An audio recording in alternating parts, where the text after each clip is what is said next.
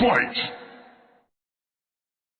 All right, what is going on, everybody? Welcome back to Fighting with Numbers. Last week, model went 4-3. Wasn't great. We are here now. UFC 326 wasn't what we all expected, but hey, the BMF belt is in new hands. That was an event that we called a numbered event, and we move forward. That's all we do here in the fight calendar. We just keep progressing forward. I'm not here to give you full opinion. I'm just here to give you some data, man. I'm just here to give you the model. And the model, as I mentioned, went 4-3 last week. I will point out, two of those misses last week were Long Zhao, who double nut-shotted Cody Garbrandt, so that cost us 2 points and would have cost, and essentially cost him a decision win. I still believe that could have gone to a draw, but it is what it is. And another loss was whatever was going on with Michael Johnson's situation. I'm not here to put a tinfoil hat on my head, but that was a weird one. But we move on. Here we are, Fighting with Numbers, episode 33, UFC Vegas 114. We recover from what wasn't the cleanest week we've ever had, but we stay profitable. We stay moving. The overall model now sits at 22-10 on the year. 4-3 weeks will happen, as it's not a losing week. It's a marathon, not a sprint. I'm just happy the model continues to stay above 70%, and that's the important part. We keep trusting the numbers. We won't chase. We'll let the edges come to us. So this week, UFC Vegas 114, we're back at the Apex, meta Apex for you kids. There's a little bit to work with here on the card. We've got 4 fights on the breakdown today. Emmett and Vallejos headlining a co-main event that honestly is quietly one of the better matchups on the card, if I'm being honest. You'll see. I'll try to make my argument. But as always, remember, I am Rob Moreno, a.k.a. Bobby Knuckles, a.k.a. The Robbio. Find me across all social medias at The Robbio. Full model breakdowns and written reports will be live at fightnumbers.substack.com Wednesday afternoon, Wednesday night. With that said, let's get into it. Let's start with the rematch. 4 years in the making. Who doesn't love a good old rematch? In the women's division, Piera Rodriguez versus Sam Hughes. Piera Rodriguez came into the UFC in 2022, quietly put together a 4-2 record in the promotion. She's currently riding a 2-fight win streak, most recently taking a decision win over Caitlin Souza last August. Solid, consistent, nothing overly spectacular. It's not a knock. It's a profile of a clean fighter at the moment. Sam Hughes, or Sam Page, as her nickname describes. It's clever. I'll give it to her. She's had a little bit of a rockier road, I'll say. She came in back in 2020, started with a 3-fight losing streak right off the bat, and it's kind of been bouncing between wins and losses in between. But she's found some consistency. She's riding a 3-fight win streak at the moment, most recently picking up a submission win over Shauna Bannon in September. So she comes in with some momentum. At least there's momentum, and that's important. And here's the rematch history. The first time these two met, Piera won by unanimous decision back in 2022. This is a rematch. Can she use that same blueprint, though? Both earlier on in their UFC careers. They're both still young here, 33 and 33. Piera Rodriguez holds a 70% XR percentage. She wins rounds consistently. Sam Hughes sits at 53%, which tells the story of a fighter who's probably given away too many rounds over her career. The striking picture is interesting. Piera lands 3.67 significant strikes per minute with a 0.79 differential, so efficient. She's not just throwing, she's landing more than she's absorbing, keeping her damage total low at just 2.89 absorbed per minute. That's important. Sam, on the other hand, is landing more volume at 4.34 significant strikes per minute, but she's got a negative differential, negative 0.10. So she's absorbing 4.44 significant strikes per minute. She's in some firefights, and that's kind of the recipe for losing rounds, even when you feel like you're being competitive in these fights. The grappling, also, that's where Piera really separates herself as well. Both women control clinch and ground time in the 67 to 74% range. We'll give the nod a little bit to Sam there at 74%. That's comparable for each other. But Piera scored 25 takedowns at 66% accuracy. That's efficient.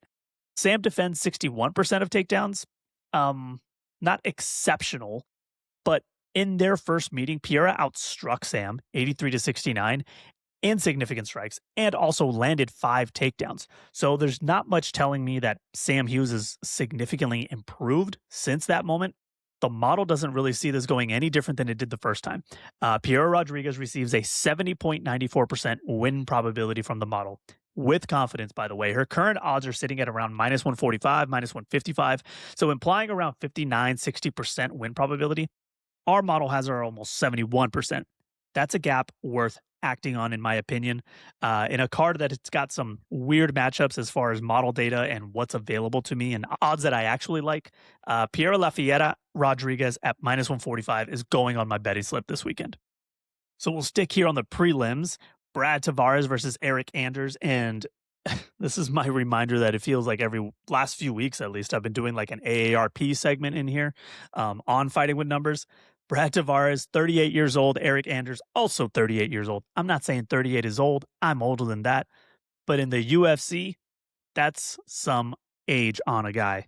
Between the two of them, you've got decades of UFC mileage and a whole lot of wear on these boys. Tavares, he's been around forever. He's made his debut back in 2010 through The Ultimate Fighter, but it's in a tough stretch as of late. Since 2022, he's 2-5, and he's coming off a TKO loss in September. That's not a great trend line for a guy at 38 years old. Eryk Anders is Eryk with a Y, by the way, is coming off a TKO loss of his own back in August. And since 2022, he's 3-3. So not a losing record, but it's not exactly inspiring confidence here in the middleweight division either. So what do you get when you put together two declining middleweights who've been, essentially having trouble staying out of trouble, right? What happens when they meet? Well, XR percentages, you get absolutely mediocre XR percentages. 50% for Tavares, 49% for Eryk Anders. It's a coin flip round winning territory. The striking is close too. Brad Tavares lands 3.42 significant strikes per minute with a 0.06 differential, barely positive.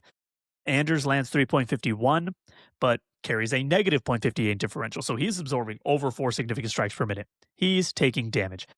Now, where it gets a little interesting is actually in the grappling, specifically in the clinch. Eryk Anders holds a 77% control rate of clinch and ground time. Neither guy is a real takedown threat, though. Both are below 30% accuracy, and they both defend the takedown actually pretty well, 80% or above. So this fight is almost certainly staying on the feet, but Anders' clinch control matters even in that stand-up game. He can slow things down, he can be physical, he can lean on guys. Most importantly, control the cage. The chin concern is going to be a concern for both men. It's real. 8 knockdowns apiece. Tavares has been stopped by knockout more times, and Anders does bring in 5 knockout victories compared to Tavares' 2. So, with it being a pretty tightly contested fight, on paper at least, the model sees this going Eryk Anders' way. 66% win probability. That's not extremely high, but Eryk Anders is our underdog here. He's sitting at around plus 110, plus 115 right now. Our model has him winning nearly 2/3 of the time, and the book is giving you a profit on a winning bet. That's a spot worth taking a shot at, in my opinion. It's not the most disciplined fight here. It's two guys with mileage swinging for the fences. But sometimes the ugliest fights have the most clearest edge, in my opinion. Anders gets a look on our betting slip this week at a plus price in what could be a 50-50 shot. This could end in one punch, or it could be an ugly 3-round fight where you're just like, I can't wait for this to end. But we see an advantage for Eryk Anders here. Plus 115, I'm going to jump on that price. All right, here's your sneaky good co-main event. Once again, we're dealing with an aging fighter. Amanda Lemos versus Gillian Robertson. Amanda Lemos is always game. Let me preface this. Always tough. She challenged for the belt back in 2023. And while she fell short of it, that kind of run tells you something about a fighter, right? Since that title shot, she's gone 2-2. Most recently, dropping a decision loss to Tatiana Suarez in September. At 38 years old, she's definitely winding down, but she's not going to go quietly. We know that for sure. Across from her, 30-year-old Gillian Robertson, still very much in what seems like her prime. She comes in riding a 4-fight win streak. Since 2023, she's 5-1. That's a fighter trending in the right direction for us. So let's get into what the model is seeing out of these two differently trending fighters. Amanda Lemos' XR percentage has dipped below 50. It's at 48%. That's the signature of a declining fighter right now. The rounds that used to go her way are starting to slip. Jillian sits at 62%. she wins rounds more consistently, and she does it through her control. We'll see that in the numbers. The striking output for both women is low, I will say. Lemos lands 2.75 significant strikes per minute with a negative 0.49 differential. Robertson lands 2.86 with a zero differential, perfectly neutral output, but she avoids damage much better. She has a 62% head strike defense for Robertson, means she's hard to find clean when it comes to striking. The caution I will bring up is that Lemos does have power. She has 6 knockdowns scored in her UFC career. She has won 3 fights by knockout as well. That's not nothing. She can absolutely land a punch that can change a fight. But here's my concern with Amanda. Fighters with under 3 significant strikes per minute, as I've mentioned before on the podcast, they better be elite at something else to make up for the lack of striking. And right now, her 31% control rate in clinch and ground time is telling me she's not winning those exchanges either, honestly. Robertson, she owns those positions, man. She's 77% control rate with 49% of time in control position, top position. She's scored 35 takedowns in her UFC career at only 41% accuracy, but she's attempting 6.13 takedowns per 5 minutes. She doesn't stop trying. She wears you down, and she's going to try to wear down the older fighter in Amanda Lemos. And Amanda, 64% takedown defense has been slipping. She's given up 12 takedowns in her last 5 fights. She is slipping a little bit defensively. The model is clear here. It gives Gillian Robertson 74.5% win probability.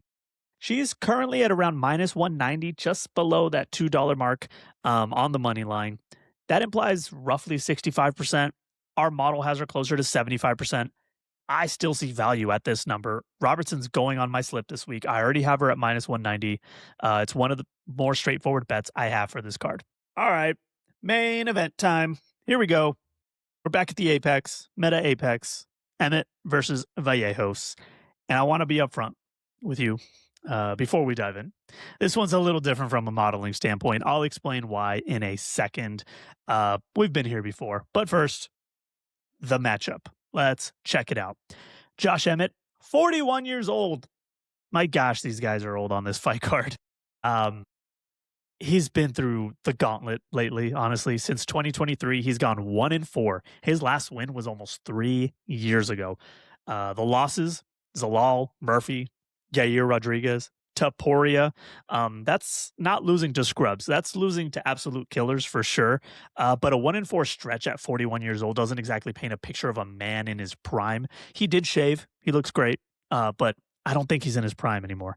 His most recent outing was a first-round armbar submission loss to Youssef Zalal in October. That was quick. It was tough. And yet, here he is, main eventing UFC Vegas 114 for us, which either says the UFC has a lot of respect for Josh Emmett as a draw, or it says something about where the promotion is right now. I'll let you guys decide which one. Across from him, 24-year-old Kevin Vallejos riding a 6-fight win streak professionally and 3-0 since entering the UFC. Most recently, a TKO win in December. Now, here's where I have to be transparent about the model, and we've been here before, guys. This isn't new, but Vallejos has a strong 80% XR percentage in the UFC. The problem is 2 of his 3 UFC wins came via early finishes, round 1 and round 2 knockouts. We don't have enough actual cage time to run through the full model within our guidelines, right? So I'm not tracking this one officially. You'll notice it won't be in my season tracker either way, win or lose. But this is our main event, whether we like it or not. I can tell you what the data does say, and we can all go from there happily. Josh Emmett's XR percentage has slipped to 46%, once again, declining as they get older. That XR percentage declines below 50. It's a red flag for me, especially against a guy who's at 80%. His striking differential's gone to negative at negative 0.71. So now he's now absorbing 4.43 significant strikes per minute, landing 3.72. His head strike accuracy sits at just 28%. He's not landing at the rate that he used to. And that's a problem when the one thing you're relevant for is that one punch power. If you're not going to hit, what's that one punch power even mean anymore?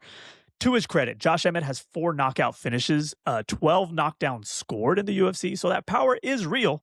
It's always going to be real. You can never fully sleep on it. So we do have to acknowledge that. But Vallejos, he lands 5.03 significant strikes per minute with a 1.10 differential, absorbing just under 4 significant strikes per minute.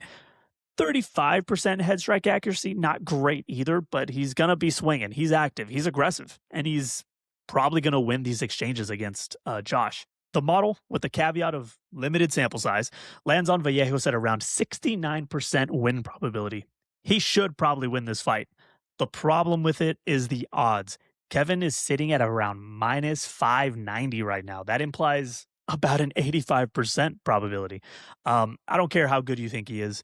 You simply cannot lay minus 590 on a 24-year-old with 3 UFC fights against a guy who has 12 knockdowns and definitely a puncher's chance written into his DNA. The juice just isn't worth the squeeze, pun intended. And you cannot responsibly even parlay that in that number either, honestly. Keep him out of parlays. You just don't know what you're going to get sometimes. As a data guy, I land on a pass. As a sports bettor who just wants to root for something, this is where I land. Kevin Vallejos by knockout at minus 105 is probably the smartest play on the board for me. You're backing the most likely outcome, a finish, at a number that actually makes sense. It's not the straight money line, it's the method. But this one's not going officially into the model tracking. I'll track, if I end up betting it, I will track my bet, of course, but it's not going into the model output predictions. It's limited data. It's an inflated price. It's one punch away type of chaos. I'm glad I get to stay away from it as far as the model standpoint goes. It could be a fun main event. We'll see. Hopefully somebody goes to sleep in spectacular fashion, but protect your bankroll. Well, that's UFC Vegas 114. 3 official bets so far from the model this week. Piera Rodriguez, Eryk Anders, Gillian Robertson. Eryk Anders, by the way, the underdog for us this week, live dog. And if you want a shot at the main event, the most logical one sounds like Vallejos by finish at minus 105. That's just a personal call. It's not a model track. I'm not even sure if I'll actually bet that yet. We're sitting at 22-10 on the year. The process is working. We're going to protect what we've built as always, and we keep finding edges where others just see hype, right? As always, follow me across all social media at The Robbio, Instagram, TikTok, X, Twitter. Call it what you want. You can still find me at The Robbio. I'll have full written breakdowns and model data live at fightnumbers.substack.com. And catch me on First Strike this week with Dave Ross from VSiN, the Sports Betting Network. We'll have more betting breakdowns there. We'll have a couple bets for you there as well. Appreciate all of you tuning in. We'll talk next time. Enjoy the fights. Bye, Bobby. Fight!